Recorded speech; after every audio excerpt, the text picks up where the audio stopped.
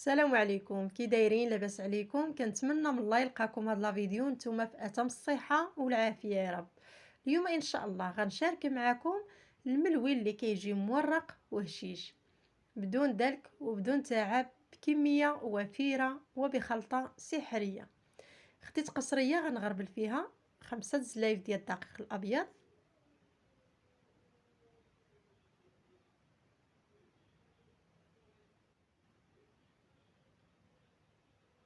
وزلافه ديال الفينو. بالنسبه للكميه كتبقى دائما على حسب الرغبه. غنضيف كذلك مقدار واحد الملعقه صغيره ديال الملحه وملعقه كبيره ديال سكر حبيبات، وغنبدا نعجن العجين ديالي بالماء يكون دافي. بالنسبه للعجين غير غنجمعو، ما غندلكوش نهائيا.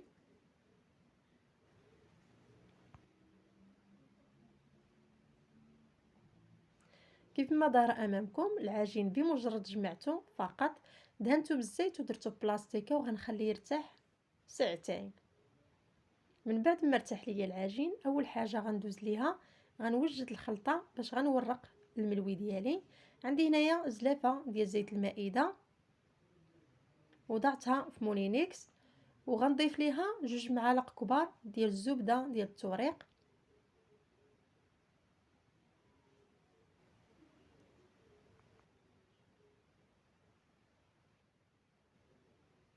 غنطحن هاد الزبده مع الزيت تيولي لينا الخليط على شكل كريمي. ومن بعد غنضيف 5 د المعالق كبار ديال الفينو. بالنسبه لهاد الخلطه هذه اللي شاركت معكم راه كتجيني القياس ديال هاد العجين اللي شاركته معكم، يعني الا درتو الكميه اقل حاولوا تنقصوا المقادير ديال هاد الخلطه.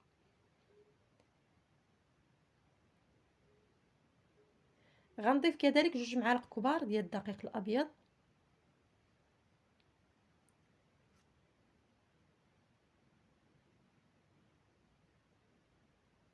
وكيس ديال خميره الحلويات ما يعادل 8 غرام.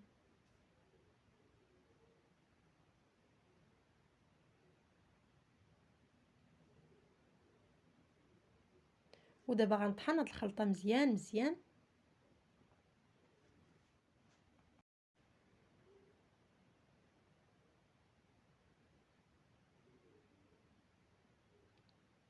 من بعد ما طحنتها غنديرها بزلافه ونخليها جانبا.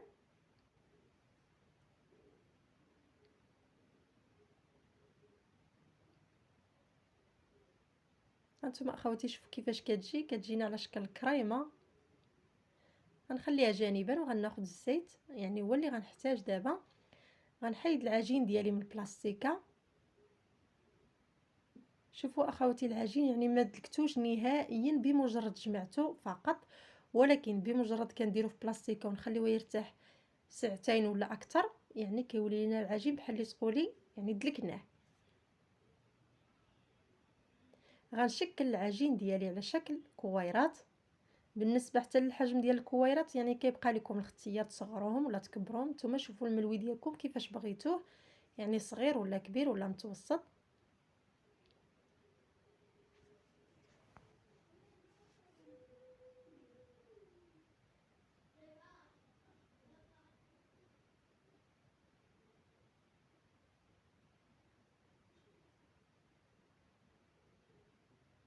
من بعد ما شكلت العجين ديالي على شكل كويرات غنحاول نوضع هاد الكويرات جانبا باش يبقى ليا فين نورق العجين.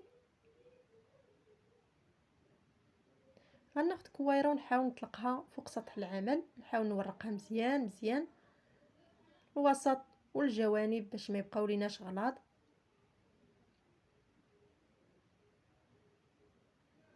كنبقاو نورقو مزيان مزيان حتى كيبان لينا سطح العمل.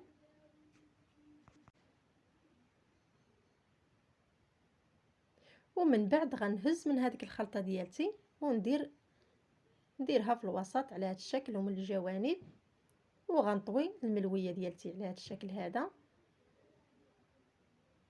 وغنزيد كذلك من هذيك الخلطه. وفي هذه المرحله غنبقى نورق ونطوي في نفس الوقت. يعني الطريقه جد سهله. غناخد كويره واحده اخرى، غنحاول نطلقها مزيان مزيان فوق سطح العمل. يعني كنبقى نورقها فوق سطح العمل حتى كيبقى يبان ليا. هانتوما على هذا الشكل هذا، بالخصوص الجوانب باش ما يبقاوش غلاظ.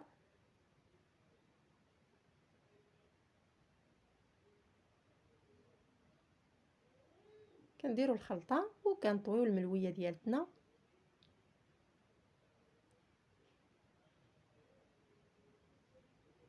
صراحه الخلطه هذه جد جد رائعه يعني وغير مكلفه.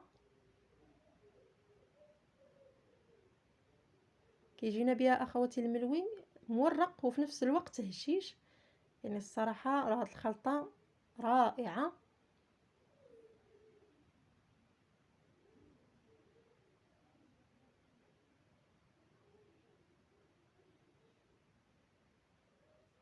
نشكل معكم واحده اخرى.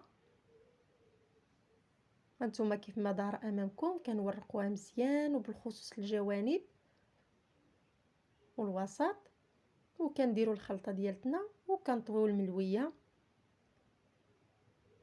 يعني الطريقه جد سهله. غنستمر بنفس الكيفيه حتى غنسالي الملوي ديالي كله.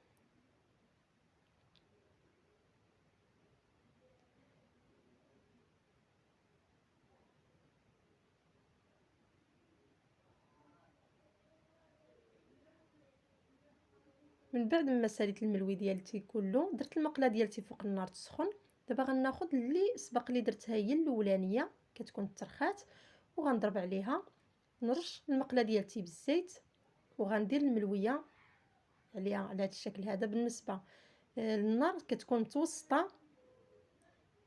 بمجرد كتنشف لينا الملويه كنرشوها بهذيك الخلطه وكنقلبوها. كنبقى ندي ونجيب في المقله يعني باش كتاخذ ليا اللون من جميع الجوانب.